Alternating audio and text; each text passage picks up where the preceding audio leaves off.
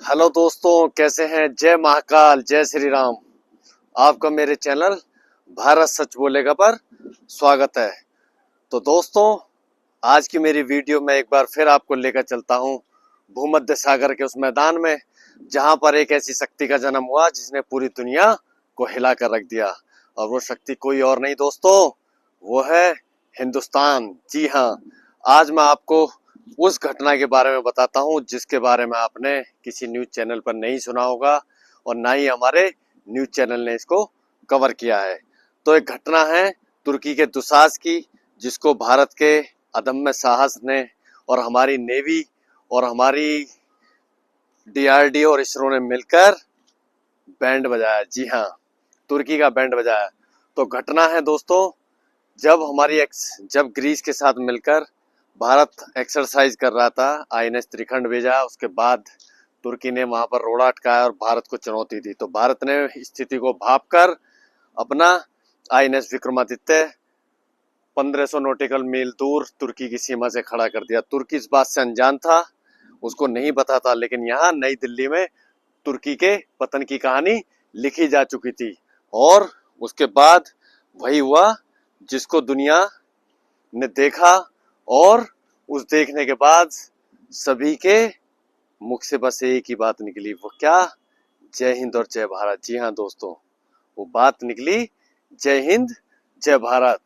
INS Vikramaditya के साथ हमारी परमाणु फ्लीट पनडुब्बी आईएनएस अरिहंत और हमारे आईएनएस कोच्चि, आईएनएस चेन्नई और आईएनएस कोलकाता के साथ विक्रमादित्य हमारा एयरक्राफ्ट वहां पर खड़ा हो गया दोस्तों। और तुर्की ने अपनी जिंदगी की सबसे बड़ी गलती करी, उसने आईएनएस त्रिखंड को अकेला समझा और आईएनएस त्रिखंड पर अटैक करने की कोशिश की। यहाँ पर आईएनएस त्रिखंड ने आईएनएस विक्रमादित्य को मैसेज दिया और यहाँ पर सीधा नई दिल्ली से एक मैसेज गया कि अगर भारतीय जहाजों के बीच में तुर्की के जिहादी सैनिक आते हैं, उनके एयरक्राफ्ट आते हैं, उनको उड़ा दो। और रात के सन्नाटे में भूमध्य सागर की लहरों पर एक ऐसा बारूद बिछा जिसने पूरी दुनिया में अपना चमक बिखेरी। कहते हैं ना कि जली को आग कहते हैं और बुझी को राख कहते हैं, और इन जिहादी तुर्की जैसे देशों के सीने पे बारूद डाले उसे हिंदुस्तान कहते हैं। भारत की ब्रह्मोस ने तुर्की के पहले शिप पर ब्रह्मोस का हमला किया और हमला इतना जबरदस्त था कि तुर्की के जहाज के परखच्चे उड़ गए दोस्तों। और एक जहाज जैसे ही नष्ट हुआ, तुर्की की सेना में अफरा तफरी मच गई और वो पीछे की तरफ भागने लगे। लेकिन भारत यहीं नहीं रुका। भारत ने उसके बाद एक और मिसाइल डाली, उसने तुर्की के दूसरे जहाज के परखच्चे उड़ा दिए। और यहीं पर आसमान में हमारा राफेल का जलवा। जी हाँ, तुर्की की सेना जब पीछे हटने पर मजबूर हुई तो उन्होंने देखा उनके सर के ऊपर उनको दिखाई कुछ नहीं दे रहा, लेकिन आवाज ऐसी कि भूमध्य सागर की शांत लहरों को चीरते हुए निकल गई। और वो आवाज किसी और की नहीं दोस्तों, उनके रडार पर जलवा था भारतीय राफेल का।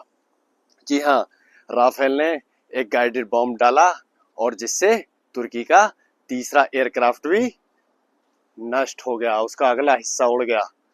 और उसके बाद तुर्की ये समझ गया कि उसने भारत को हल्के में लेने की जो भूल की, उसका परिणाम तो भुगतना ही था। उसके 3 जहाज जलकर धू धू हो रहे थे और तुर्की के हाथ पैर फूल गए दोस्तों। हमारी ब्रह्मोस और आसमान मोड़ते राफेल का उनके पास कोई जवाब नहीं था और तुर्की पीछे हटने पर मजबूर हुआ। लेकिन यहाँ पर भारत को पता था कि तुर्की दोबारा आ सकता है। तो वो एक ऐसी रात थी जहां भूमध्य सागर में इंडियन नेवी का जलवा दिखा। और ये चीजें ऐसी होती हैं, आज टेक्नोलॉजी इतनी फास्ट है दोस्तों, ये कोई भी चीज छुप नहीं सकती है। सैटेलाइट इमेज में सारी चीजें देखी जाती हैं। तुर्की को पता लग गया कि यहाँ पर भारतीय नेवी ऑफेंसिव मूड में आ चुकी है। तुर्की ने दोबारा फिर तैयारी की। जी हाँ, तो एक बार फिर अटैक करने की कोशिश की, लेकिन यहाँ पर राफेल और ब्रह्मोस ने फिर उसके 2 जहाजों को उड़ाया। तो टोटल हमने उसके 6 जहाजों को रात में उड़ाया और तुर्की को इतना बड़ा नुकसान हुआ। तुर्की ने इस मलबे को उठाने की कोशिश की, लेकिन वो उठा नहीं सका। क्यों नहीं उठा सका? क्योंकि यहाँ पर भारत ने उस मलबे को अपने कब्जे में ले लिया और उन सैनिकों को अपने कब्जे में ले लिया। और ये नाटो, अमेरिका और यूरोप की सैटेलाइटों ने इमेज दिखाया। ये भारतीय मीडिया नहीं बता रही, मैं आपको उनके न्यूज के माध्यम से बता रहा हूं। उन्होंने बताया कि भारतीय नेवी ने तुर्की के जहाजों का धज्जियां उड़ा दी। ये एक ऐसी शक्ति का उदय था जिसने भूमध्य सागर की रणनीति को बदल दिया और पूरी दुनिया को ये सोचने पर मजबूर कर दिया कि ये भारत वो नहीं है जिसको आप दबा दोगे। ये भारत वो है जो आंख में आंख डालकर बातें करता है, और अगर हमारी एकता और अखंडता पर कोई बात आती है तो हम उसकी धज्जी उड़ाने से पीछे नहीं उठते।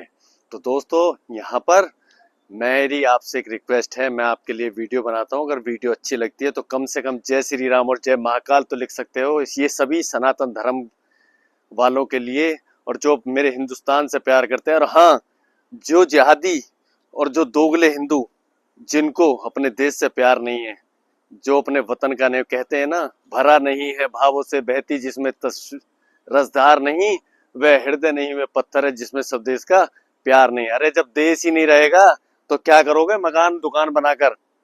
तो इसलिए धर्म से जुड़े रहो, और वीडियो अच्छी लगती है इसको ज्यादा से ज्यादा लोगों को शेयर करो और लाइक्स और सब्सक्राइब करो, क्योंकि ये हमारे देश की एक ऐसी कहानी है जिसको बहुत कम लोग जानते हैं। इस अदम्य साहस की कहानी ज्यादा से ज्यादा लोगों को बताओ कि आईएनएस विक्रमादित्य ने क्या तांडव किया, और तुर्की की जो अकड़ है वो हमने निकाली। और दोस्तों, मजे की बात, तुर्की की इतनी भी हिम्मत नहीं हुई कि वो अपने बारकता ड्रोन को ला सके, क्योंकि बारकता ड्रोन को हम कुछ दिन पहले ही उसका एक्सेस अपने हाथ में ले चुके थे। मैंने आपको पिछली वीडियो में बताया था। जिनको जो मेरे चैनल पर पहली बार आए, मैंने इस पे अलग से वीडियो डाली है, वो इसको देख सकते हैं। तो बारकता ड्रोन को, जिसके ऊपर तुर्की इतना दम भरता था, उसको हमने बौना साबित कर दिया और उसका एक्सेस अपने हाथ में ले लिया। यानी कि हमने उस बारकता ड्रोन को, जिसकी तुर्की दुनिया में ढोल पीट रहा था। दोस्तों, इन जिहादियों की आदत होती है किसी चीज को बढ़ा चढ़ाकर बताना। आप एक बात बताइए अपने दिल से, क्या इजराइल से ज्यादा जबरदस्त टेक्नोलॉजी है क्या तुर्की की? तुर्की एक पिटा हुआ कंट्री है, यूरोप के लिए भी अभिशाप है। तो इसको सोचा कि मैंने ड्रोन बना लिया तो बहुत बड़ी तोप बना ली, जबकि हिंदुस्तान के पास उससे बेहतरीन ड्रोन है। इजराइल के कामकाजी ड्रोन, हिरोन ड्रोन, हारूप ड्रोन, उनके सामने क्या ड्रोन है? कुछ नहीं है। तो हमने इसके ड्रोन की पहले ही हवा निकाल दी, और उसकी नेवी की फ्लीट, इसके 6 एयरक्राफ्ट को, जी हाँ, इसके डेस्ट्रॉयर को हमने नष्ट करके तुर्की के ताबूत में आखिरी खील ठोक दी। और हमने बता दिया कि भूमध्य सागर किसी के बाप की जागीर नहीं है, ये पूरी दुनिया का जलमार्ग है, और इस पर किसी एक देश की बदमाशी नहीं चलेगी। और यहाँ पर जो तुर्की अवैध तरीके से, जी हाँ, अवैध तरीके से इंटरनेशनल मार्केट में जो नेवी का पोर्ट ये बना रहा था, और उसको भारत ने अपने कब्जे में ले लिया। और अभी यहाँ पर संकट अभी टला नहीं है, क्योंकि तुर्की सबसे पहले नाटो के पास भाग कर गया। तो नाटो के आधे देश भारत के साथ हैं और आधे, क्योंकि तुर्की का क्लॉज है इसमें कि नाटो के देशों को रेस्पॉन्स देना होता है। लेकिन यहाँ पर भारत की ताकत के आगे नाटो बेबस है, क्योंकि यहाँ पर रशिया ने बोल दिया कि अगर नाटो ने एक भी भारत के खिलाफ गोली चलाई या अटैक की कोशिश की तो रशिया अपना एयरक्राफ्ट और पनडुब्बी उतार देगा, यानी वो युद्ध माना जाएगा। और यहाँ पर इजराइल ने भी भारत का समर्थन कर दिया। तो दुनिया दो खेमों में बट गई है। और अमेरिका, जी हाँ, अमेरिका ने यहाँ पर सीधा ये बोला है कि भारत की कोई गलती नहीं है, तुर्की आक्रामकता दिखा रहा था और उसी को रोकने के लिए भारत ने सेल्फ डिफेंस में किया। और यूएन में हमने सबूत दिखाए और तुर्की की धज्जियां उड़ाई, और हमने बोल दिया अभी हमारी नेवी वहां से नहीं हटेगी।